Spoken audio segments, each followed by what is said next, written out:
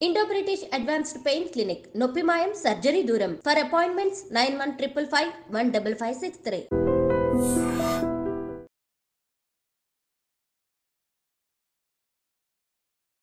ప్రభుజీ గీతా జయంతి అన్నారు కదా, గీతా జయంతి అంటే ఆ రోజు రచించడం జరిగిందా, చెప్పడం జరిగిందా, ఎందుకు అది గీతా జయంతిగా చెప్పబడింది? పుస్తకం పుట్టినరోజు చూసారా అండి? కేవలం ఒకటే పుస్తకం పుట్టినరోజు ఈ ప్రపంచంలో ఉంటుంది, అది గీతా జయంతి. అంటే పుట్టినరోజు చేస్తున్నామంటే ఆ పుస్తకం ఎంత గొప్పదో అర్థం చేసుకోండి. అసలు రచించింది ఎవరు ప్రభుజీ గీతని? కృష్ణుడు చెప్పాడు, వ్యాసుడు రచించాడు. అంటే విన్నది అర్జునుడు కదా. వ్యాస భగవానుడి యొక్క శిష్యుడు సంజయుడు. సంజయుడికి అంటే ఒక బోయవాడి చేతిలో విషపు బాణానికి మరణించాడు అని చెప్పి వింటూ ఉంటాం. అసలు కృష్ణుడు బోయవాడి చేతిలో చనిపోయాడు అనేది అబద్ధం. అబద్ధమా? ఒక విషయం మీకు అడుగుతాను చెప్పండి. ప్రభుజీ, భగవంతుడు ఏదైనా ఆశిస్తాడు అంటే తను సృష్టించిన మనిషి నుంచి తాను ఏమైనా ఆశించడం అనేది జరుగుతుందంటారా? ఆశిస్తాను. ఏం ఆశిస్తాడు ప్రభుజీ? ఒంటిపైకి దేవుడు వచ్చాడు అని అంటుంటారు, పూనకాలు ఇలాంటివి అంటుంటారు కదా ప్రభుజీ. నిజంగా భగవంతుడు ఉన్నా కూడా అలా మనిషి ఒంటిపైకి రావటం లాంటిది జరుగుతుందా? దయ్యం వస్తుంది కానీ దేవుడు రాడు. ఎందుకంటే మనం చేసే చెత్త పనులకి, అపవిత్రమైన ఆలోచనలకి భగవంతుడు ఎందుకు రావాలనుకుంటాడండి అసలు మానవుడి దగ్గరకి? నమస్కారం, వెల్కమ్ టు ఐ డ్రీమ్. ధర్మ మార్గం విత్ విజిత కార్యక్రమానికి స్వాగతం. భగవద్గీతను మించిన ఒక గొప్ప గ్రంథం అనేది లేదు. భగవద్గీతని గనక మనం పాటిస్తే, ఆచరిస్తే, చదివిన దాన్ని గనక మనం కరెక్ట్గా ఆచరిస్తే మన నిత్య జీవితంలో చాలా మార్పులు వస్తాయి. మన లైఫ్లో మార్పుల వల్ల మంచి మార్గంలో వెళ్ళొచ్చు, మోక్షాన్ని పొందొచ్చు. రకరకాలుగా మాట్లాడుకుంటూ ఉంటాం భగవద్గీత గురించి. అయితే నిజంగా భగవద్గీతలో ఏముంది, భగవద్గీత వల్ల మనం ఏం నేర్చుకోవచ్చు, ఇలాంటి విషయాలు ఇప్పుడు ప్రభుజీతో మాట్లాడి తెలుసుకుందాం. ప్రస్తుతం మనతో పాటు ఉన్నారు ఇస్కాన్ టెంపుల్ నుంచి ప్రణవానంద ప్రభుజీ గారు. ఇప్పుడు వారితో మాట్లాడి మరిన్ని విషయాలు తెలుసుకుందాం. మనకున్న సందేహాలన్నింటినీ కూడా నివృత్తి చేసుకునే ప్రయత్నం చేద్దాం. హరే కృష్ణ ప్రభుజీ. హరే కృష్ణ ప్రభుజీ, కృష్ణుడి విషయానికి వస్తే కృష్ణం వందే జగద్గురు అనే ఒక మాట ఎక్కువగా వినిపిస్తూ ఉంటుంది. అసలు దీన్ని ఏ విధంగా అర్థం చేసుకోవాలంటారు? కృష్ణుడు జగద్గురువులు గీతాచార్యులై అయ్యారు. వేదేశ్చ సర్వేర్ అహమేవ వేద్యో అని అంటారు. భగవంతుడి దగ్గర నుంచి అంత జ్ఞానము కూడా స్వామి దగ్గర నుంచే వస్తుంది. జ్ఞానానందమయం దేవం నిర్మల స్ఫటికాకృతిం ఆధారం సర్వ విద్యానాం హయగ్రీవం ఉపాస్మహే అని అంటారు. భగవంతుడి దగ్గర నుంచే బ్రహ్మగారికి జ్ఞానం వచ్చినది. బ్రహ్మగారు ఆ జ్ఞానాన్ని అందరికీ అందించారు. కాబట్టి అన్ని పరంపరలు కూడా సాక్షాత్తుగా నారాయణ నుంచే ప్రారంభం అవుతాయి. నారాయణ సమారంభం అని అంటామన్నమాట. కాబట్టి మనకి 5000 సంవత్సరాల క్రితం ఎప్పుడైతే కురుక్షేత్ర యుద్ధం జరిగింది, ధర్మక్షేత్రే కురుక్షేత్రే సమవేతాయుత్సవ మామక పాండవాశ్చైవ కిమకర్వత సంజయ. అయితే కృష్ణుడు ఒక యుద్ధ భూమిని ఎందుకు చూస్ చేసుకున్నారు అని కానీ మనం ప్రశ్నిస్తే చూడండి, ఎప్పుడైనా India Pakistan world cup final last ball 2 runs to win ఉన్నప్పుడు ఎవరు ఏ పని చేస్తున్న వాళ్ళైనా సరే, క్రికెట్ ఇష్టం ఉన్న వాళ్ళైనా సరే, లేని వాళ్ళైనా సరే అందరూ వచ్చి చూస్తారు ఏమవుతుంది ఇప్పుడు. అవునా కాదా చెప్పండి? అవును ప్రభుజీ, కరెక్ట్. అప్పట్లో ఇండియా పాకిస్తాన్ ఎలా ఉండేదో అప్పుడు కౌరవులు పాండవులు అలన్నమాట. మొత్తం ప్రపంచం అంతా వాళ్ళు ఎంత శక్తివంతం అంటే ఏదో ఒక సైడ్ తీసుకోవాల్సి వచ్చింది అందరికి. ఐదర్ కౌరవుల సైడ్ కానీ పాండవుల సైడ్. మొత్తం అన్ని కెమెరాలు, ఫోకస్ లైట్లు అన్ని కురుక్షేత్రం పైనే ఉందన్నమాట. కృష్ణుడు అనుకున్నాడు ఇది కరెక్ట్ టైం చెప్పడానికి, గీత ఉపదేశం చేయడానికి, ఎందుకంటే ఫోకస్ అంతా ఒక దగ్గరకు వచ్చింది కాబట్టి. అప్పుడు గీతాచార్యుడై శ్రీకృష్ణుడు అర్జునుడి యొక్క మాధ్యమంగా ప్రపంచానికి మొత్తం గీతను ఉపదేశం చేశారు. అంటే అక్కడ అర్జునుడితో పాటు అందరూ కూడా విన్నారా? అందరూ వినలేదు, కానీ అర్జునుడి యొక్క మాధ్యమంగా అంటే అర్జునుడికి చెప్తూ ఇప్పుడు ప్రపంచం అంతా తెలిసిపోయింది కదా. అవును ప్రభుజీ. కాబట్టి అర్జునుడిని మైక్ లాగా మాధ్యమం చేసుకున్నాడు. ప్రపంచం మొత్తం కూడా గీతను ఉపదేశం చేశాడు పరమాత్మ. అయితే ఎందుకు జగద్గురువు అంటారంటే భగవద్గీత సనాతన ధర్మానికి ఒక ఫౌండేషన్ బుక్ అన్నమాట.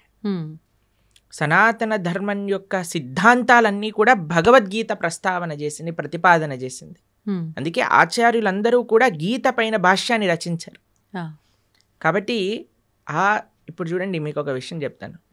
మీరు ఒక న్యూస్ పేపర్ ఇచ్చారనుకోండి, మీరు ఈ న్యూస్ పేపర్ చదవండి అని చూస్తారు. మీరు ఇది నిన్న న్యూస్ పేపర్ పక్కన పెట్టేస్తారు. అవునా?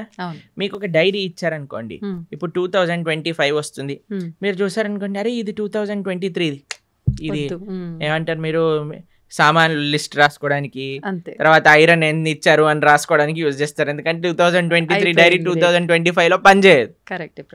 కానీ మీరు చూడండి, భగవద్గీత 5000 సంవత్సరాలు అయినది, కానీ ఇప్పటికీ అందరూ అధ్యయనం చేస్తున్నారు భగవద్గీతని.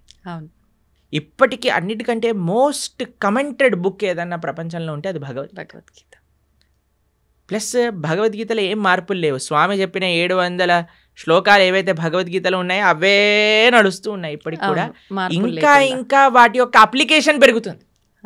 మొన్న మేము ఒక మేనేజ్మెంట్ కోర్స్ అటెండ్ అయ్యామన్నమాట. అందులో చెప్తున్నారు, ప్రపంచంలో ఎవరు మేనేజ్మెంట్ ప్రిన్సిపల్ చెప్పినా అది భగవద్గీత నుంచే దొంగతనం చేసినవి.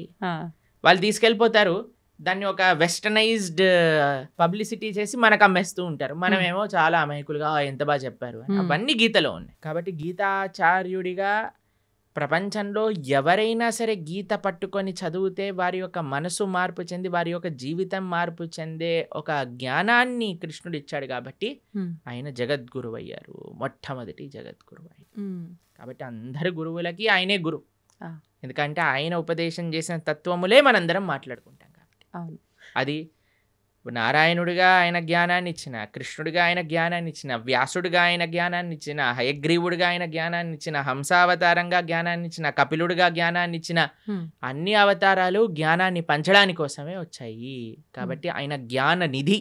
అందులో భగవంతుడికి షడైశ్వర్య సంపూర్ణుడు అంటాడు. భగవాన్ అనే వాటికి నిర్వచనంగా పరాశర మహర్షి విష్ణు పురాణంలో షడ్ ఐశ్వర్యములు పరిపూర్ణంగా కలిగినవారు అని చెప్తారు. అందులో ఒక ఐశ్వర్యం సకల జ్ఞానము కలిగినవాడు ఆయన.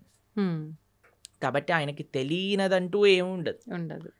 ఆయన ఇచ్చేదే మనకి ధర్మము అని అంట. అందుకే మన శాస్త్రములు ధర్మస్తు సాక్షాత్ భగవత్ ప్రణీతం. భగవంతుడు చెప్పినదే ధర్మము, భగవంతుడు చెప్పిందే గీత. ఆ గీత ఎక్కడ ప్రపంచంలో ఎవరు అధ్యయనం చేసి పాలించినా సరే వాళ్ళు సుఖ సంతోషాలతో ఉంటారు. కృష్ణుడు గీతాచార్యుడై జగద్గురువులై వసుదే వసుతం దేవం కంస చానూర మర్దనం దేవకీ పరమానందం కృష్ణం వందే జగద్గురు. అటువంటి గీతా జయంతి మహోత్సవాన్ని కూడా మనం ఇటీవల చేసుకున్నాం.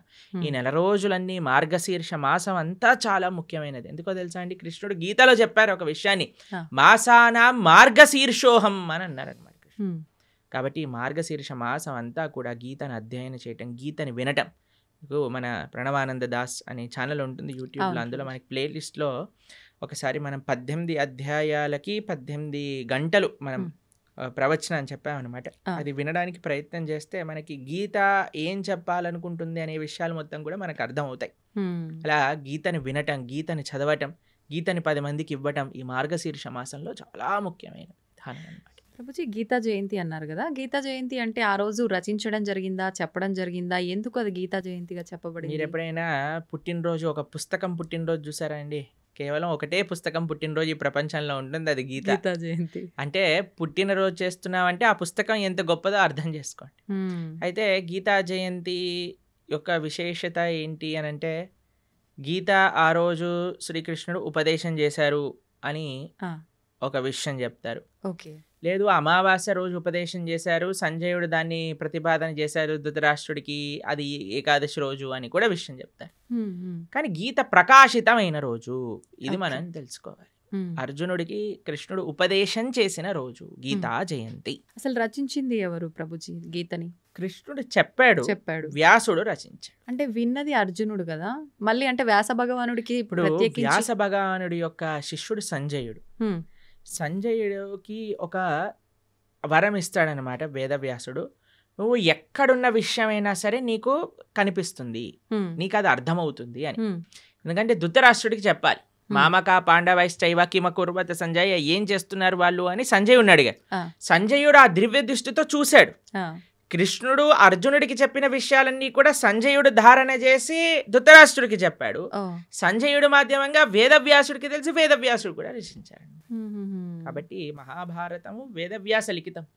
అందులో కృష్ణుడు ఉపదేశం చేసిన భగవద్గీత మధ్యలో పొందపరిచింది అనమాట. కాబట్టి భగవద్గీత అటు శృతి ఇటు స్మృతి, అపౌరుషేయము లిఖించబడినది. రెండు కూడా విశేషమైన లక్షణం భగవద్గీతకి. అయితే ఇప్పుడు మనందరం చూస్తున్నది తెలుగులో మనకు కనిపిస్తుంది గీత అనంటే. ముందుగా రచించింది సంస్కృతంలోనేనా ప్రభుజీ? సంస్కృతంలో ఉన్నప్పుడు అంటే ఎవరంటే వాళ్ళు చదవడానికి అంటే బ్రహ్మాండంగా గీతని ఎవరైనా చదువుకోవచ్చు. చిన్నపిల్లలు, స్త్రీలు, వృద్ధులు, పురుషులు ఎవరైనా సరే గీత అధ్యయనం చేసుకోవచ్చు, బ్రహ్మాండంగా చదువుకోవచ్చు. ఇలా ప్రభుపాదుల వారి దయ వల్ల ఆయన ఏం చేశారంటే గీత యొక్క యాక్సెసిబిలిటీ ఎలా పెంచారు అని అంటే, ఏ లాంగ్వేజ్ సుమారుగా 70 కంటే ఎక్కువ లాంగ్వేజెస్లో శ్రీల ప్రభుపాదుల వారి యొక్క భగవద్గీత ట్రాన్స్లేట్ చేయబడింది. ఇంకో విషయం చెప్తాను, లాస్ట్ 50 yearsలో 55 కోట్ల గీత పుస్తకాలు వితరణ చేసింది ఇస్కాన్. 55 కోట్ల పుస్తకములు వితరణ చేశారు ప్రపంచవ్యాప్తంగా. అది గొప్ప విషయం అన్నమాట. కాబట్టి అలా మనం ఈ గీతా వితర అనేది చాలా ముఖ్యమైన సేవ. కాబట్టి మీరు ఏ లాంగ్వేజ్లో శ్రీల ప్రభుపాదుల భగవద్గీత యథాతథం అని మీరు టైప్ చేశారనుకోండి, మీకు ఈజీగా లభించేస్తుంది. దాన్ని చక్కగా మనం చదువుకోవటమే. అది తెలుగులో అంటే తెలుగులో, ఇంగ్లీష్లో అంటే ఇంగ్లీష్లో, హిందీలో అంటే హిందీలో, అన్నిట్లో ఉంది. ఇప్పుడు గీతని అంటే దానం చేయొచ్చా ప్రభుజీ? ఎవరికి దానం చేయొచ్చు అంటారు? ఒకవేళ దానం మన ఇంట్లో ఉండే పుస్తకాన్ని దానం చేసేయకూడదు. మన ఇంట్లో ఉండే పుస్తకాన్ని మనం చదువుకుంటూ ఇంకో పుస్తకాన్ని తీసి దానం చేయొచ్చు. ఇప్పుడు చూడండి, అందరికి ఒక క్రేజ్ పెరిగిపోయింది ఈ మధ్యలో రిటర్న్ గిఫ్ట్స్ అని. సరే, మీరు ఏ చిన్న ఫంక్షన్ చేసినా సరే రిటర్న్ గిఫ్ట్ ఇవ్వాలి. ఇప్పుడు వచ్చే గిఫ్ట్ కంటే వెళ్ళే గిఫ్ట్ ఇంకా ఈ ప్రెస్టీజియస్ గా ఉండాలి అని ఆలోచిస్తూ ఉంటారు. పెళ్లిల్లో ఉండే వాళ్ళందరూ ఆలోచిస్తుంటారు ఏమి ఇవ్వాలి, ఏం చేయాలని. మీరు ఏ వస్తువు ఇచ్చినా సరే ఇదేంటి, ఇది అందరు ఇస్తున్నారు, ఇదెందుకు, దీనికంటే ఎక్కువ తీయచ్చు కదా, అన్ని కంప్లైంట్స్ వస్తూ ఉంటాయి. ఎవరు సాటిస్ఫై చేయలేం. నా పర్సనల్ సజెషన్ ఏంటి అంటే, సనాతన ధర్మంలో ఉండే వాళ్ళు ఎవరైతే వివాహం చేసుకుంటారో రిటర్న్ గిఫ్ట్గా అందరికి ఒక గీతా పుస్తకాన్ని ఇవ్వండి. మంచి సలహా ప్రభుజీ. ఏదో ఒక ఆధ్యాత్మిక పుస్తకాన్ని ఇవ్వండి. దాన్ని అయితే వంక పెట్టలేడు కదా, పెట్టలేరు, ప్రసాదంగా తీసుకుంటాడు కదా. చదివితే వాడు బాగుపడతాడు, మీకు ఆ పుణ్యం వస్తుంది. ఇప్పుడు చూడండి ఎన్ని మంచి విషయాలు ఉన్నాయో. ఒక వివాహంలో ఎంత కోట్లు ఖర్చు పెట్టేస్తున్నారండి. ఇప్పుడు మీరు చూసే ఉంటారు కదా. అసలు వివాహం పైన కాదు, వెనకాల ముందుండే తోకల పైన. అసలు వివాహం 10 నిమిషాలు అయిపోవాలి, మిగతావన్నీ రోజులు చేసేస్తున్నారు. సరే చేసుకొని ఇవ్వండి, కానీ కనీసం పెళ్లి రోజే ఇదైనా చేయండి. కనీసం సనాతన ధర్మ ప్రచారం అవుతుంది, మీకు పుణ్యం వస్తుంది, తీసుకున్న వాడికి ఒక ఆపర్చునిటీ దొరుకుతుంది గీతను చదువుకోవడానికి. కాబట్టి ఎంతమంది అయితే వివాహాలు చేసుకుంటున్నారో మీరు, కానీ ఈ వీడియో మీ దగ్గరకు వస్తే మీకు కృష్ణుడు ఒక అవకాశాన్ని ఇస్తున్నారు గీత పంచడానికి అని అనుకోండి. మాకు ఎంతో మంది తెలుసండి, చాలా మంది పెద్ద ఆఫీస్ ఫంక్షన్స్ జరిగినప్పుడు, ఏదైనా జరిగినప్పుడు, మొన్నే మేము ఆదిలాబాద్లో ఉన్నప్పుడు ఒక ఆయన 108 భగవద్గీత పుస్తకాలు తీసుకెళ్ళి వాళ్ళ ఇంట్లో జరిగే ఉత్సవంలో అందరికి ఇవ్వాలి అని తీసుకెళ్ళారనమాట. కాబట్టి తప్పకుండా మీకు కానీ గీత పుస్తకాలు కావాలి అని అంటే ఇస్కాన్ ఆదిలాబాద్కి మీరు కాంటాక్ట్ చేయండి. మీకు ఎన్ని వేలు కావాలంటే అన్ని 1000 పుస్తకాలు మేము పంపిస్తాం. చక్కగా మీరు రిటర్న్ గిఫ్ట్ రూపంలో గీత పుస్తకాన్ని ఇవ్వండి. అప్పుడు మీరు అడగచ్చు, వాళ్ళు చదవరండి, చాలా మంది ఇంట్లో ఉంటే చాలండి. మీకు ఒక స్టోరీ చెప్తాను. ఒకళ్ళకి మేము గీత ఇచ్చామన్నమాట. వాళ్ళు అన్నారు మా ఇంట్లో చదవరండి పుస్తకాలు అన్నారు. మీ పిల్లలైనా మీరు చదవకపోతే మీ పిల్లవాడు ఏం చదువుతాడండి, వాడికి అసలు ఇంట్రెస్ట్ లేదండి అని. సరే అయ్యా మీ ఇంట్లో పెట్టుకో, ఎవడైనా వచ్చినప్పుడు చదువుతాడు వాడు అని అన్నాను. సరే అని వాళ్ళ ఇంట్లో పెట్టుకున్నారనమాట. పెట్టుకుంటే వాళ్ళ ఇంట్లోకి హైదరాబాద్లో ఉంటారు వాళ్ళు. అయితే వాళ్ళ ఇంట్లో ట్రీట్మెంట్ కోసం అని వాళ్ళ చుట్టాలు ఎవరో 3 రోజుల కోసం వచ్చారట హైదరాబాద్లో ఉండడానికి. అయితే 3 రోజులకి పాటు ట్రీట్మెంట్, హాస్పిటల్కి వెళ్ళి ఇంటికి రావటం, హాస్పిటల్కి వెళ్ళి ఇంటికి రావటం అలా జరుగుతుంది. వాళ్ళు అనుకున్నారట సాయంత్రం పూట ఏం చేయాలి అని. వాళ్ళకి పుస్తకం షెల్ఫ్లో గీత కనిపించింది. అయితే మేము చెప్పాము ఎవరో ఒకళ్ళు చదువుతారు, మీరు ఉంచుకోండి ఇంట్లో అని అన్నాను. అంతే. వాళ్ళు తీసుకున్నారు, వాళ్ళు చదివారు, వాళ్ళకి చాలా నచ్చింది ఆ పుస్తకం. వాళ్ళ ఇంటికి తీసుకెళ్ళిపోయారు. వాళ్ళు ఉండేది ఎక్కడో మహబూబ్ నగర్ ప్రాంతంలోనే ఎక్కడో. వాళ్ళు గీత చదివి వాళ్ళు భక్తులైపోయారు. మేము ఒక కార్యక్రమానికి వెళ్ళినప్పుడు వాళ్ళు మాకు ఈ విషయం చెప్పారు, ప్రభుజీ మీరు ఒకళ్ళ గీత ఇస్తే వాళ్ళ ఇంట్లో ఉన్న గీత మేము చదివితే మేము భక్తులం అయిపోయాం. ఎవరికొకరికి ఉపయోగపడింది. ఎవరికొకరికి ఇప్పుడు బాంబు పెట్టారనుకోండి ఎక్కడో ఒక చోట పేలుతుంది కదండి. అలానే గీత కూడా అంతే, మన దగ్గర ఉండాలంతే. మీరు చదవకపోతే మీ పిల్లలు చదవకపోతే మనవాళ్ళు మనవరాళ్ళు ఎవరో ఒకళ్ళు చదువుతారు. గీత ఉన్న దగ్గర తరించకపోవటము అంటూ ప్రశ్నే లేదు. గీత ముట్టుకున్నవాడు, చూసినవాడు, దర్శించుకున్నవాడు, ఒక పేజ్ చదివినవాడు, ఒక అక్షరం చదివినవాడు అందరూ తరిస్తారు, దాంట్లో ఎటువంటి డౌటే లేదు. ఏ లాంగ్వేజ్ లో ఉన్నది చదివినా కూడా మనకు ఏ లాంగ్వేజ్ లో ఉన్న గీతా మహాత్యం చెప్తుంది, గీత ఎక్కడైతే ఉంటే అది సాక్షాత్తుగా ప్రయాగ క్షేత్రంతో సమానము. కాబట్టి మన ఇంట్లో మనకి చాలా ముఖ్యం అండి. మనకి మీకు సాంప్రదాయంలో చూస్తే మనం మంగళం అని మంగళహారతి భగవంతుడికి సమర్పణ చేస్తాం. అందులో శాస్త్రాలకు కూడా మనం మంగళహారతి సమర్పణ చేస్తాం అన్నమాట. ఏవైతే వైదికమైన గంధములు మన ఇంట్లో ఉంటాయి. కాబట్టి ప్రతి ఒక్కళ్ళింట్లో గీత, భాగవత, రామాయణాదులు ఉండవలసినదే. మీరు అనుకోకండి మా ఇంట్లో ఎవరు చదవరు, తెచ్చి పెట్టండి, ఎవరో ఒకరు చదువుతారు. పూజ రూమ్ లో పెట్టి ఉంచొచ్చా ప్రభుజీ? పూజ రూమ్ లో పెట్టేసి మంచిగా వాటికి అన్ని క్లాత్ కట్టేసేసి లోపల పెట్టేసి దండలేసేసి పుష్పాలు, పూలు, పసుపు చదవాలన్నా సరే ఆ మూట తీయటం కూడా పలకన్నా సరే వద్దులే బాబు అన్నట్టుగా ఉండకూడదు. యాక్సెసిబుల్ గా ఉండాలి ఎవడైనా చదువుకోవాలన్నప్పుడు. అవును. కాబట్టి పూజ చేసేయమనండి అంటే ఇప్పుడు అందరూ మొన్న గీతా జయంతి రోజు ప్రవచనం చెప్తున్నాం అనమాట.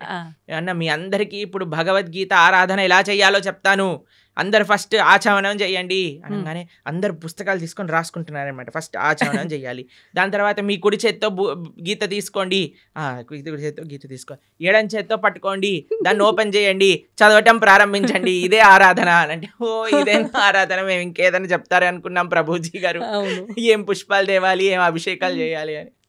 కాబట్టి అంటే భగవంతుడి ఫోటోకు ఆరాధన చేసినట్టు చేయాలనుకున్నారు. ఒక్కొక్క విధానం ఒక్కొక్క వస్తువుకి ఒక్కొక్క రకంగా ఆరాధన చేస్తాం. గ్రంథాలకి ఆరాధన ఎలా చేస్తాము అని అంటే అధ్యయనం చేయటమే ఆరాధన, అది చదవటమే ఆరాధన. ఓకే.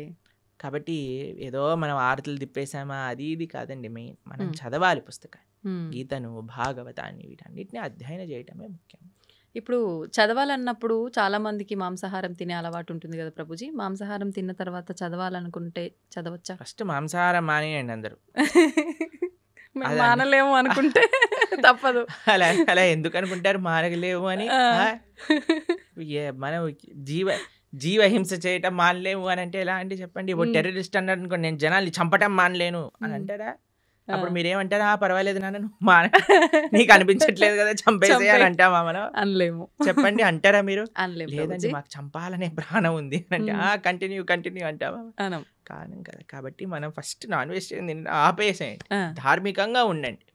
లేదండి మేము ఎంత చెప్పినా మేము మారము అన్న వాళ్ళు పర్వాలేదు, గీత చదవటం ప్రారంభం చేయండి, ఆ గీత యొక్క అనుగ్రహం చేత మానేస్తాం. ఓకే. కాబట్టి మీకు ఒక విషయం చెప్తాను, ఎందుకు మానేయమంటున్నాం అంటే ఇప్పుడు గీత చదివినప్పుడు అది వంటికి ఎక్కాలి కూడా కదండి. అవును. ఇప్పుడు డాక్టర్ గారి దగ్గరికి వెళ్తారు, డాక్టర్ గారి దగ్గరికి వెళ్ళినప్పుడు డాక్టర్ ఏం చేస్తారు, మీకు ఈ మెడిసిన్ వేసుకోండి అని ఇస్తారు, దాంతోపాటు ఇవి తినకూడదు అని ఒక లిస్ట్ ఇస్తారు మనకి. అవును ప్రభుజీ. డాక్టర్ ఏమంటాడంటే ఇవి తినటం ఆపేస్తేనే నీకు ఈ మెడిసిన్ పనిచేస్తుంది. అవునా కదా చెప్పండి. ఇప్పుడు మీరు నాకు అడిగారు అనుకోండి, ప్రభుజీ మెడిసిన్ మెయినా ఇవి ఆపేయటం మెయినా అని నేను మిమ్మల్ని అడిగాడు అనుకోండి, మీరు ఏం చెప్తారండి? మెడిసినే మెయిన్ అని చెప్తా నేను. మెడిసినే మెయినా, ఆపటం మెయిన్ కాదు కదా? కాదు, దాని బదులు ఇంకో ఫుడ్ తినొచ్చు, కానీ మెడిసిన్ ఆపితే అది తగ్గదు కదా ప్రభుజీ. నేను అడిగే ప్రశ్న ఏంటి అంటే, ఇప్పుడు ఈ మెడిసిన్ మెయిన్ అనుకున్నాం అనుకోండి, ఈ మెడిసిన్ వేసుకుంటూ డాక్టర్ తినద్దు అన్న విషయాలు కూడా తింటూ ఉన్నాం అనుకోండి, మనకి మెడిసిన్ శరీరం పైన పనిచేస్తుందా? పనిచేయదు. రెండు మెయినే కదా. ఎంత మెడిసిన్ మెయినో అంతే పథ్యం కూడా మెయిన్. అవునా కదా? అలానే ఎంత మనం గీత చదవటం ముఖ్యమో అంతగా ఏవైతే గీత వద్దు అని అంటుందో వాటిని దూరంగా పెట్టడం కూడా ముఖ్యమే. మనం ఎప్పుడైతే మాంసాహారం, మద్యం, మాదక ద్రవ్యాలు, జూదం ఇవ్వ ఆపటం వల్ల ఏమవుతుంది అంటే, మెడిసిన్ ఏదైతే మనం తీసుకుంటున్నా, గీత అధ్యయనం చేస్తున్నామో, జపం చేస్తున్నామో, పూజ చేస్తున్నామో, ఆరాధన చేస్తున్నామో అది మనకి వంటికి ఎక్కుతుంది. మనకి ఏంటి తత్వము అని అర్థం అవుతుంది, లేకపోతే అర్థం కాదు. ఎందుకంటే ఈ డీపర్ స్పిరిచువల్ సైన్సెస్ అర్థం చేసుకోవాలంటే మనం సత్వగుణంలోకి రావాలి. సత్వగుణం అంటే ఎటువంటి జీవహింస, ప్రాణిహింస, స్వయం హింస. ఇప్పుడు చూడండి, మాంసాహారం తినడం అంటే వేరే వాడిని హింసించడం, మాదక ద్రవ్యాలు, సిగరెట్, మందు. ఇప్పుడు చూడండి, ఇది శాస్త్రం వరకు చెప్పాల్సిన అవసరం లేదండి, సిగరెట్ డబ్బా పైనే చూపిస్తుంది స్మోకింగ్ కాజెస్ క్యాన్సర్. మీరు సినిమాలలో ఒక చిన్న వాడు మందు బాటిల్ చూపించాడంటే పక్కన smoking and drinking is dangerous to health అని అంటారు. అవును ప్రభుజీ. ఒకటి మీరు వేరే వాళ్ళనైనా హింసిస్తున్నారు, మీ శరీరాన్ని మీరు స్వయంగానే హింస పెట్టుకుంటున్నారు.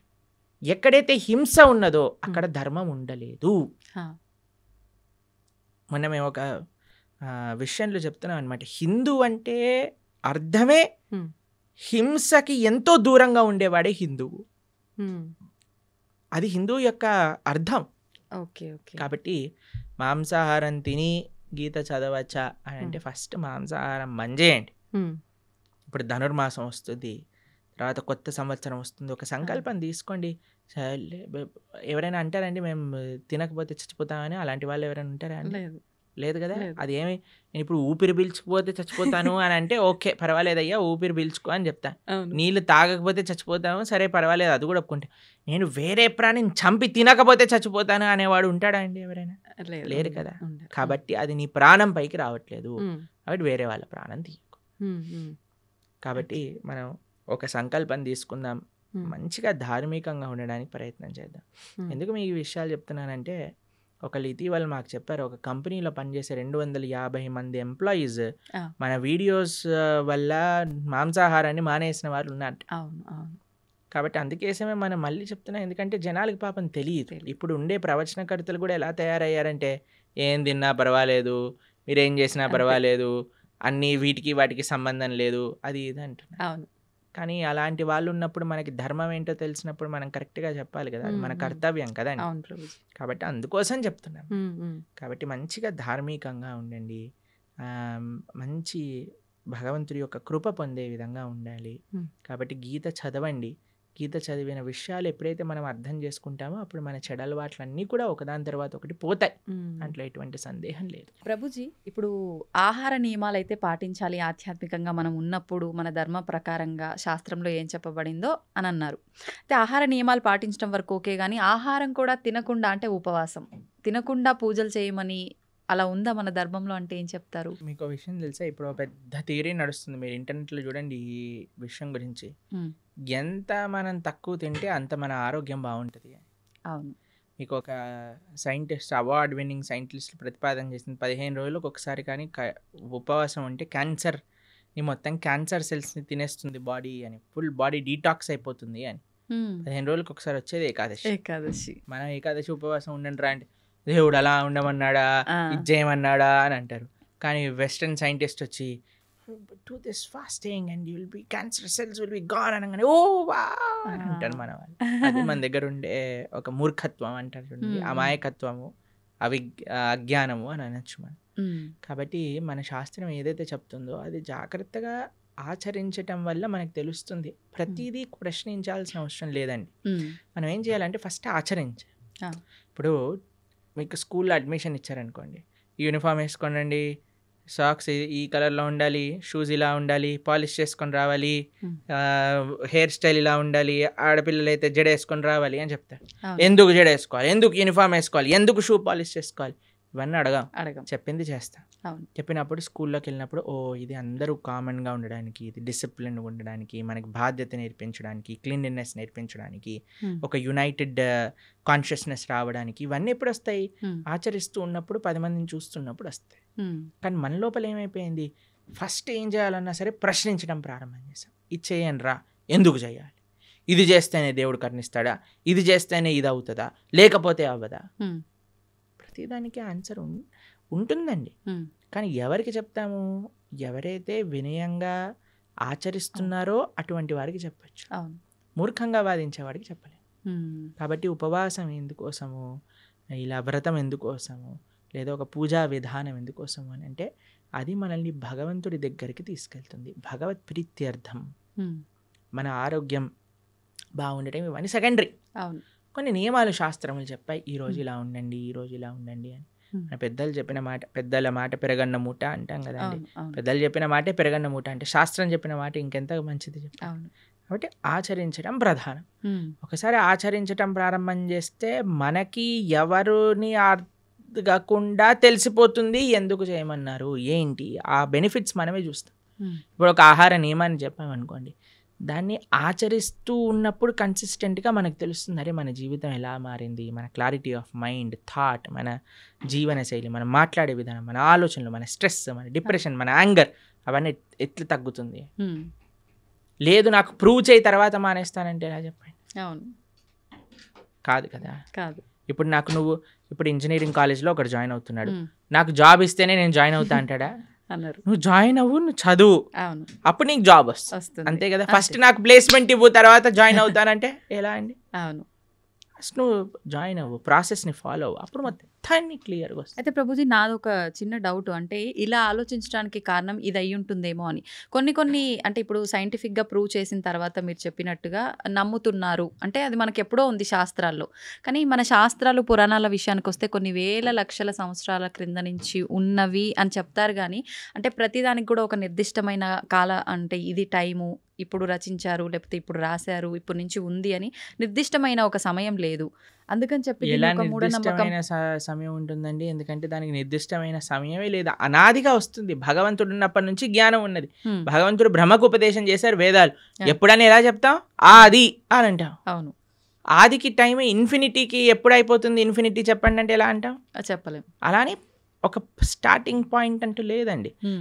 కొన్ని విషయాలకు చెప్పొచ్చు. భగవద్గీత 5,000 సంవత్సరాలు అయింది. అవును. ఎందుకంటే కృష్ణుడు ఆవిర్భావం అప్పుడైంది. ఆ. కృష్ణుడు 125 సంవత్సరాలు ఉన్నప్పుడు అర్జునుడికి భగవద్గీత ఉపదేశం చేశారు. ద్వాపర యుగం అయిపోయింది, కలియుగం స్టార్ట్ అయిపోయింది. కాబట్టి సుమారుగా ఇన్ని సంవత్సరాలు. ఇప్పుడు కృష్ణుడు పుట్టినరోజు ఏదైతే కృష్ణాష్టమి చేసుకుంటారో అప్పుడు రాస్తారు 5,000 ఇన్నో సంవత్సర జన్మాష్టమి అని.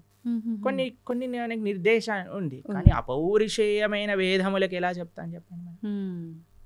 వ్యాసుల వారు 5,000 సంవత్సరాల క్రితం వేద విభజనను చేశారు.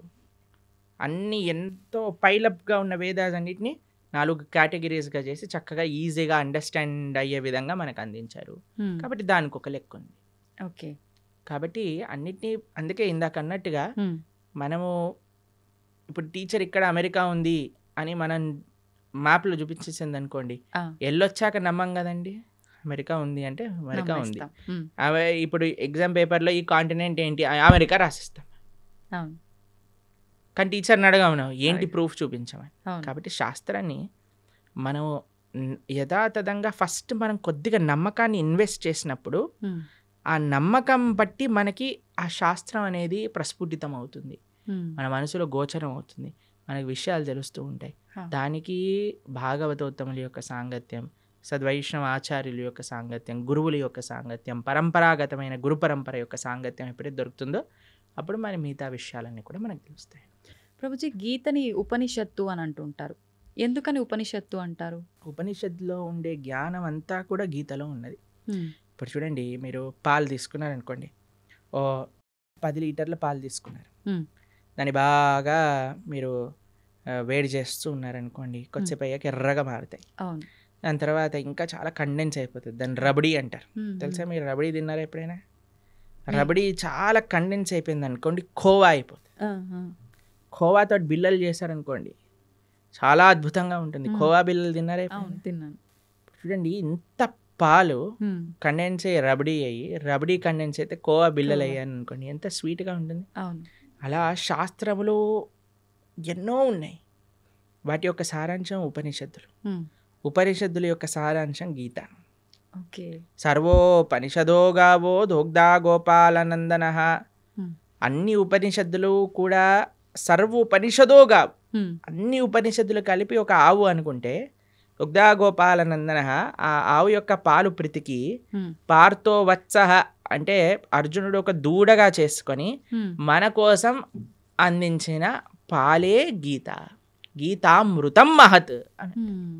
అటువంటి గీతామృతం ఏదైతే భగవద్గీత ఉందో అది అన్ని ఉపనిషత్తుల యొక్క సారాంశమే, కాబట్టి అది ఉపనిషత్, గీతోపనిషత్ అని మనం అంటాం. ప్రభుజీ, ఇప్పుడు విష్ణువు అవతారాల్లోకెల్లా, అన్ని అవతారాల్లోకెల్లా కృష్ణుడి ఒక్క అవతారానికి మాత్రమే అంటే ఒక బోయవాడి చేతిలో విషపు బాణానికి మరణించాడు అని చెప్పి వింటూ ఉంటాం. ఎందుకని ఇలా డిసైడ్ చేయబడింది అంటారు? ఎలా సాధ్యపడింది అలా? అసలు కృష్ణుడు బోయవాడి చేతిలో చనిపోయాడు అనేది అబద్ధం. అబద్ధమా? మరి ఒక విషయం మీకు అడుగుతాను చెప్పి. చిన్నపిల్లవాడు 6 రోజులు 8 రోజులు అంత వయసున్న పిల్లవాడికి పూతన అని ఒక పెద్ద రాక్షసి వచ్చింది. ఒకసారి మీరు వినే ఉంటారు కృష్ణుడి యొక్క కథలో. విన్నారా పూతన రాక్షసి? 21 మైళ్ళు ఉండేది ఆ రాక్షసి. ఎంత పిల్లవాడు 6 రోజులు అటువంటి పిల్లవాడిని పట్టుకొని అలాంటి పూతన సంహారం 6 రోజులకి చేసిన కృష్ణుడు. 21 మైలుండే రాక్షసి తృణావర్త, శకటాసుర, కేశి, అరుష్టాసుర, ప్రలంబాసుర, వత్సాసుర, ధేనుకాసుర ఇలాంటి అసురులందరినీ, అఘాసుర, వ్యోమాసుర ఇటువంటి అసురులందరినీ చిన్న వయసులో చిన్న పిల్లవాడు ఇలా బొమ్మలతో ఆడినట్టుగా చిన్నపిల్లలు యానిమల్ బొమ్మలను ఆడతారు చూడండి, అది చిన్న పిల్లవాడు తీసుకొని ఇలా పడేశాడు అనుకోండి, ఆ డైనోసారస్ వెళ్ళి అలా గోడకి ఎత్తుక్కుంటుంది. అలా చిన్నపిల్లలు ఇంత దేవతలందరూ, బ్రహ్మాది దేవతలందరూ వణికిపోయి అసురులందరూ చిన్నపిల్లవాడిగా కృష్ణుడు సంహరించేశాడు. కాళీయ అనే విషపూరితమైన సర్పం పైన నృత్యం చేసి కాళీయుడిని తరింపజేశాడు ఆయన. కస్యానుభావో నదేవ విద్మహే తవాంగ్రిరేణు స్పర్శాధికార. కాళీయుడిని అనుగ్రహించిన కృష్ణుడు ఒకసారి మొత్తం కారు చిచ్చు మొత్తం అరణ్యంలో అంతా మంట పెట్టుకుంటే అనేసరికి మొత్తం మంట అంతా ఆయన లోపలికి వెళ్ళిపోయింది. గోవర్ధనగిరి 21 మైలు ఇప్పుడు మనం చూస్తున్నాం. బృందావనంలో ఆనాటికి ఎంతో ఉండేది. గోవర్ధనుడికి ఒక శాపం ఉంది, రోజు ఆవగిందంతా తక్కువైపోతావు అని. అందుకోసం ఇప్పుడు చూస్తే కృషించిపోయింది. కానీ కృష్ణుడు ఉన్నప్పుడు ఇంకా మహిమాన్వితంగా ఉండేది. అటువంటి పర్వతాన్ని 7 రోజులు 7 రాత్రులు చిటికని వేలిపైన, ఎడమ చేతి చిటికని వేలిపైన పట్టుకున్న కృష్ణుడు ప్రవాసన అనే ఒక పర్వతం ఉండేదండి. ఒక పెద్ద మౌంటైన్ పై నుంచి లాంగ్ జంప్ చేస్తాడు ఆయన. లాంగ్ జంప్ చేసినప్పుడు సేఫ్ ల్యాండింగ్ అవుతుంది ఆయనకి. మీకు ఇంకో విషయం చెప్తాను, యమలోకానికి వెళ్ళి వాళ్ళ గురువు గారి యొక్క శిష్యుడిని పట్టుకొని వస్తాడు కృష్ణుడు. అటువంటి శిష్యుడికి ఎప్పుడైతే కృష్ణుడు వెళ్ళి యమలోకంలో శంఖం పూరించాడో యమధర్మరాజు పరిగెత్తుకుంటూ వచ్చి, అయ్యా నీకేం కావాలో చెప్పు అనగానే, మా గురువు గారి శిష్యుని వదిలేసి అనగానే తీసుకొచ్చి, అయ్యా తీసుకోండి, నువ్వే ప్రపంచానికి సొత్తు, నువ్వేం కావాలన్నా ఇస్తాను అని యమధర్మరాజు ఇచ్చేసి. అటువంటి కృష్ణుడికి ఒక బోయవాడు బాణాన్ని పాదాలకు, మీరు ఒకసారి ఆలోచన చేయండి, ఒక పాదానికి ఒక ఫీట్కి ఎవరికైనా బుల్లెట్ తగిలింది అనుకోండి, చనిపోతాడా? చనిపోరు. కాకపోతే కాలు మన సీరియళ్లలో పాయింట్ బ్లాక్ లో బుల్లెట్ పోయినా సరే వాడు నెక్స్ట్ మినిట్ వాళ్ళ భార్య ప్రార్థన చేయగానే లేచి నించుంటాడు. అలాంటిది పరమాత్మ, భగవంతుడైన శ్రీకృష్ణ పరమాత్మ కాలికి ఒక బాణం తలిగితే చనిపోతారు అని అంటే ఎలా మనం నమ్మగలుగుతాం చెప్పండి? ఎటువంటి స్వామి. మీకు ఒక విషయం చెప్తాను, అందుకే శాస్త్రాన్ని చదవాలి. ఇన్స్టాగ్రామ్ రీళ్ళు అవి ఇవి చూడకూడదు. భాగవతం ఏం చెప్తుంది అంటే, కృష్ణుడు అలా ఒక పెద్ద చెట్టు కింద శంఖచక్ర గదా పద్మములతో ఇలా విశ్రమించి ఉన్నాడు. దూరం నుంచి ఒక బోయవాడు చూశాడు కృష్ణుడిని. కృష్ణుడి యొక్క పాదము ఆయనకి ఒక జింక చెవిలా కనిపించింది అన్నమాట. అయితే దూరం నుంచి ఆయన బాణం వేశాడు. ఆ బాణం వచ్చి కృష్ణుడికి తలిగింది. తర్వాత ఆ బోయవాడు వచ్చాడు. ఇప్పుడు బాణం వేసాక చూస్తాడు కదండి, గురి తలిగిందా, ప్రాణం చూసుకోవచ్చు అని కృష్ణుడి దగ్గరికి వస్తాడు. ఓ కృష్ణ పరమాత్మ సాక్షాత్తుగా కృష్ణుడు అని దర్శిస్తాడు. 3 ప్రదక్షిణలు చేస్తాడు కృష్ణుడికి.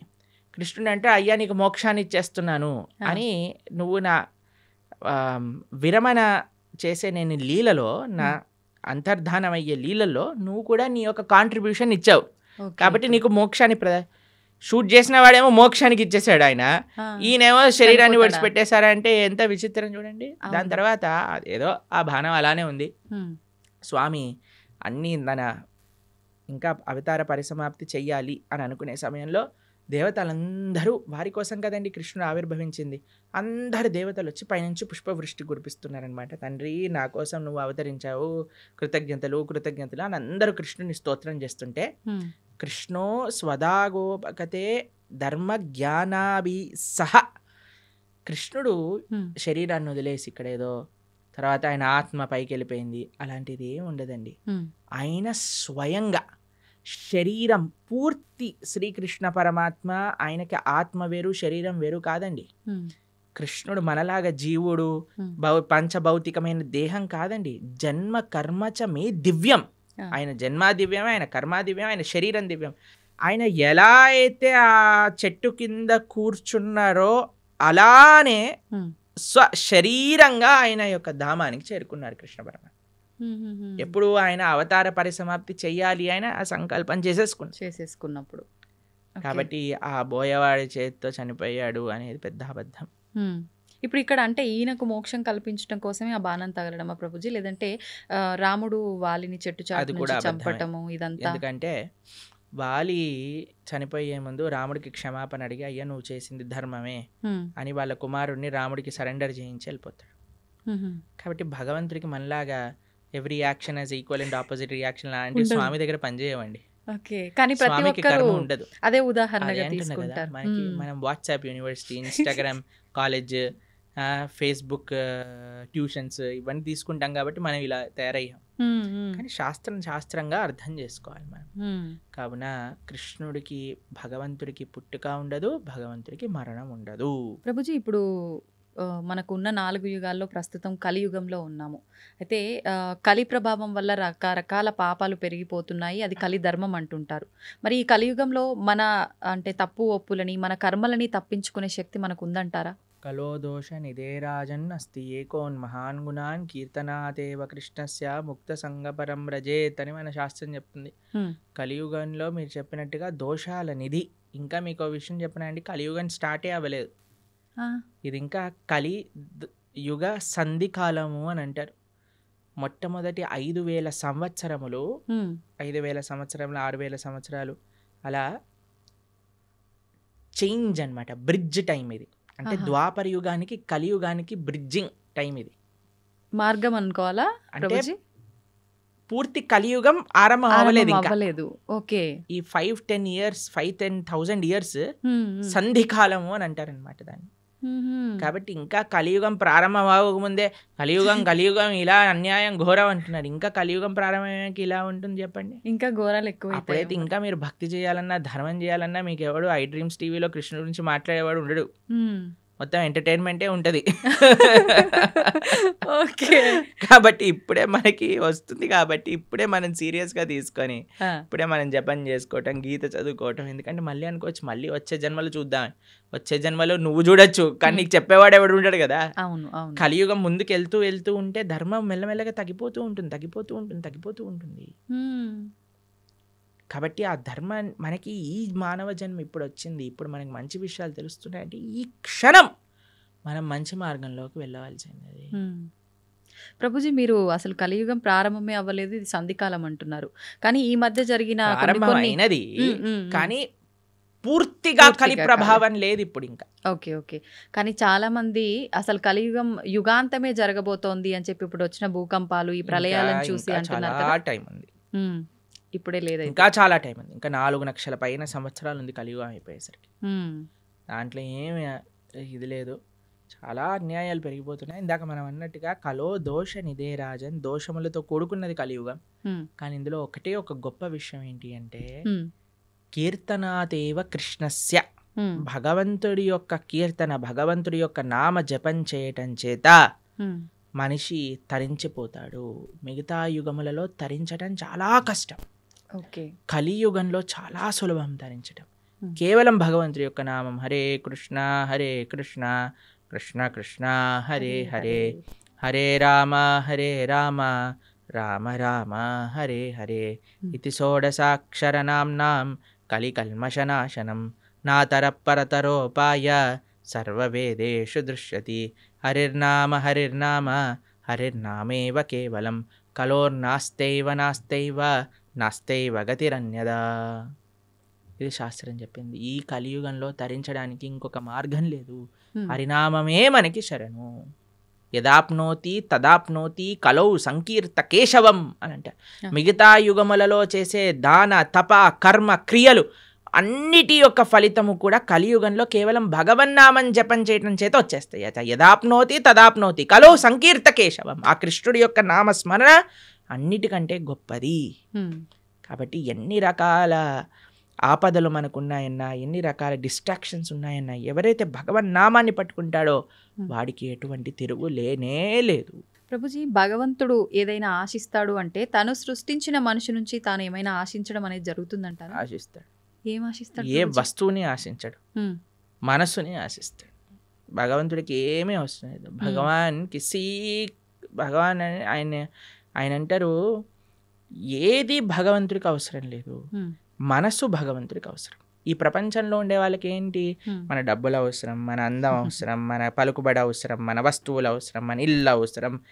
కానీ ఎవరినైనా మీరు అన్నారనుకోండి, మేము ఇప్పటి నుంచి మీరు ఇంట్లోకి వెళ్ళి చెప్పారనుకోండి, మేము వంట చేయను, జాబ్కి వెళ్ళను, ఏమీ చేయను, కానీ 24 గంటలు మీ గురించే ఆలోచిస్తూ ఉంటాను, నిన్నే ప్రేమిస్తూ ఉంటాను అని అంటే ఏమంటారు మీ ఇంట్లో వాళ్ళు? చాలా బ్రహ్మాండం అమ్మా అంటారా? అనరు. ఏమంటారు? పిచ్చి పట్టింది, దీనికేదో అయింది అంటారా? ఆ. మీరు భగవంతుడి దగ్గరికి వెళ్ళాలని అనుకోండి, అయ్యా నేను నీకేం పూజ పునస్కారం ఏం చేయలేను తండ్రి, కానీ 24 గంటలు నిన్ను మనసులో స్మరించగలుగుతా అంటే భగవంతుడు ఏమంటాడు? నువ్వే నాకు కావాలి అంటాడు. ఎందుకంటే ఈ ప్రపంచంలో ఉండే వాళ్ళందరికీ వస్తువులు అవసరం, భగవంతుడికి మనస్సు అవసరం. మనం ఏం చేస్తున్నా, ఆ మనస్సు కూడా ఈ ప్రపంచంలో ఉండే వాళ్ళకి ఇస్తున్నాం. కాబట్టి మనము ఈ ప్రపంచంలో ఉండేటప్పుడు మన బాధ్యతలు నిర్వర్తిస్తూ మన మనసుని భగవంతుడికి ఇవ్వాలి. అట్లా అని చెప్పి భగవంతుడికి నాకు ఏది వద్దని చెప్పి ముందు కూర్చొని ధ్యానం చేస్తే బ్రతకలేం కదా ప్రభుజీ, అన్ని కావాలి. అలా బ్రతకమని చెప్పాడా కృష్ణుడు? భగవద్గీతలో అర్జునుడు అదే అన్నాడు, నేను వెళ్ళిపోతాను, సన్యాసం తీసుకుంటాను. కృష్ణుడు అన్నాడు, మా మనుస్మర యుద్ధ చ, నన్ను గుర్తుపెట్టుకుంటూ యుద్ధం చేయాలి నీ కర్తవ్యము అని అన్నాడు. కాబట్టి మనం మన బాధ్యతలను నిర్వర్తిస్తూ భగవంతుణ్ణి గుర్తుపెట్టుకోవాలి, భగవంతుని స్మరిస్తూ చెయ్యాలి. ఇది తత్వం. మనం నిత్యం ఎన్నో రకాల మాటలు మాట్లాడుతుంటాం, ఉదయం లేచిన దగ్గర నుంచి పడుకునే వరకు. ఈ మాట్లాడే మాటలు సత్యమే పలకాలి, అబద్ధాలు ఆడకూడదు అని చెప్పి అంటుంటారు. కానీ చాలామంది అబద్ధాలు ఆడుతూ ఉంటారు. అయితే భగవంతుడికే తప్పలేదు అబద్ధాలు ఆడటం, మానవ మాత్రం మనకెంత, కురుక్షేత్ర యుద్ధంలో శ్రీకృష్ణుడు అంతటి వాడే అబద్ధాలు చెప్పాడు అని చెప్పి కొంతమంది అంటుంటే విన్నాను. నిజంగా కృష్ణుడు అబద్ధం ఆడా? అబద్ధం ఆడటానికి వీళ్ళు ఒక సాకుగా అది తీసుకుంటున్నారా అంటే ఏం చెప్పారు? అబద్ధం అంటే నిర్వచనం ఏంటో తెలుసా అండి? భగవంతుడు ఏదైతే చెప్పాడో దానికి విరుద్ధంగా చెప్పటమే అబద్ధం చెప్పటము అని అర్థం. ఓకే. భగవంతుడు ఏదైనా మాట్లాడాడు అంటే అది అబద్ధం అవ్వదు.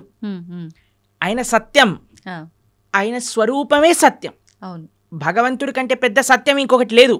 ఆ సత్యం అబద్ధం ఆడినా సత్యమే అవుతుంది. కాబట్టి భగవంతుడు ధర్మస్తు సాక్షాత్ భగవత్ ప్రణీతం. భగవంతుడు ఏం చెప్తాడో అది ధర్మం అవుతుంది. భగవంతుడు మనకి అపరెంట్గా అబద్ధం ఆడాడు అనన్నా సరే ధర్మ సంరక్షణ కోసము, లోక పరిపాలన కోసము అంటాడు. కానీ మనలాగా మన స్వార్థం కోసం మన తప్పులు పక్కన పెట్టుకోవడానికి అనరండి. ఒక వ్యక్తి ఎందుకు అబద్ధం ఆడతాడు? వాడు చేసిన తప్పుని ఇది చేసుకోవడానికి, కప్పిపుచ్చుకోవడానికి. కానీ భగవంతుడు అలా చేయలేదండి. భగవంతుడు ఏదన్నా చేశాడు అని అంటే దాని వెనకాల ఎంతో రీజన్ ఉంటుంది. అంతేగాని నేను కూడా భగవంతుడు ఆడాను కదా అని నేను కూడా చేశాను అనుకోండి, పులిని చూసి నక్క వాత పెట్టుకున్నట్టు అవుతుంది. కాబట్టి మన వాళ్ళకి అన్ని చెడు పనులను సమర్థించుకోవడానికి భగవంతుడి పైన బాణాలు వేసేవాళ్ళు ఫస్ట్ అసలు భగవత్ తత్వం అంటే ఏంటో అర్థం చేసుకోవాలి. ఇప్పుడు చూడండి, మీరు ఒక సిగ్నల్ దగ్గర నించున్నారు అనుకోండి, మీ దగ్గర సిగ్నల్ దగ్గర ఉన్నారు, మీకు రెడ్ లైట్ పడింది, ఆగారు. ఒక సీఎం చీఫ్ మినిస్టర్ కాన్వాయ్ పోతుంది, ఆయన జుమ్ జుమ్ జుమ్ జుమ్ అని కార్లు వెళ్ళిపోతాయి. హే వాడెందుకు వెళ్తున్నాడు, నేను కూడా వెళ్తానని మీరు కూడా వెళ్ళారనుకోండి, మిమ్మల్ని తీసి బొక్కలు పడేస్తారు. అంతే కదండి.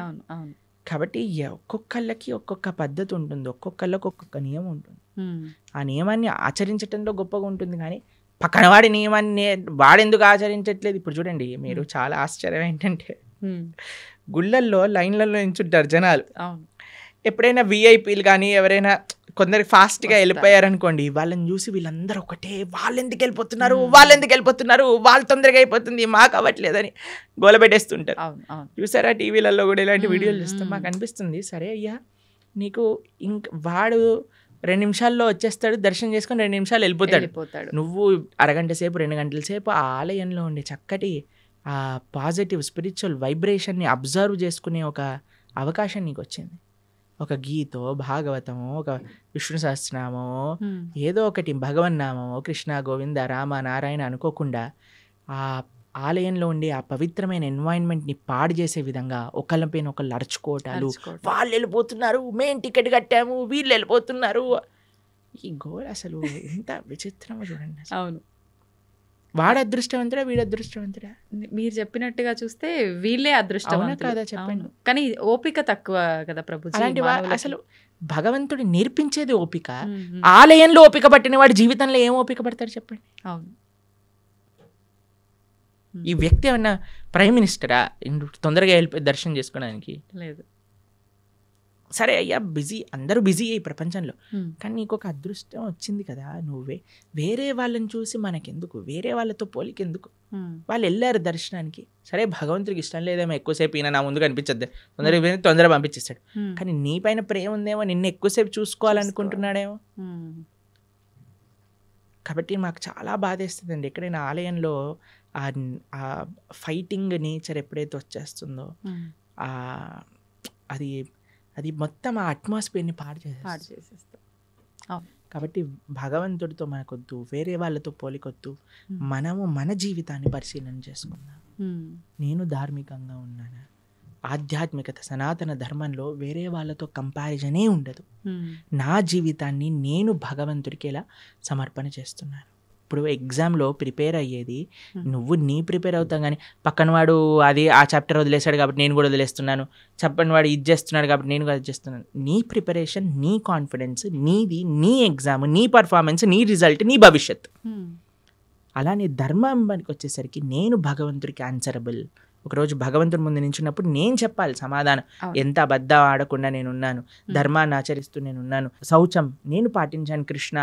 You are not answerable to anybody in this world except God. ఇది గుర్తుపెట్టుకున్నాం అనుకోండి, వేరే వాళ్ళని మనం ఏమనం, ప్రశాంతంగా మన జీవితాన్ని చక్కగా మన మంచి భక్తి మార్గంలో ఉండగలుగుతాం. అవును, నిజంగా ప్రతి ఒక్కరూ అంటే ఇంత జ్ఞానంతో ఆలోచిస్తే తప్ప ఆ వెయిట్ చేస్తున్నాము అనేది భగవంతుడు నిజంగా మీరు చెప్పినట్టు ఎక్కువసేపు నన్ను అలా భగవంతుడు ఉంచాలనుకున్నాడేమో, నాతో అలా పలికించాలనుకున్నాడేమో నామస్మరణ అనే ఆలోచన చేస్తే గనక కదండి మనకి నచ్చే వాళ్ళని అంటే హే ఎల్లకెళ్ళకెళ్ళ కొంచెం కూర్చో అంటాం కూర్చోమంటాం. కదా. అవును. అలానే భగవంతుడి దగ్గర కూడా కదండి, భావన అండి, మనసులో ఏదైనా భావన ప్రధానం. భావన మంచిగా ఉన్న వాడికి జీవితం అంతా బాగా కనిపిస్తుంది. Hmm. ఆ భావన లేనివాడు జీవితంలో ఎక్కడ చూసినా సరే వాడు తప్పునే ఎత్తుకుతాడు. అవును.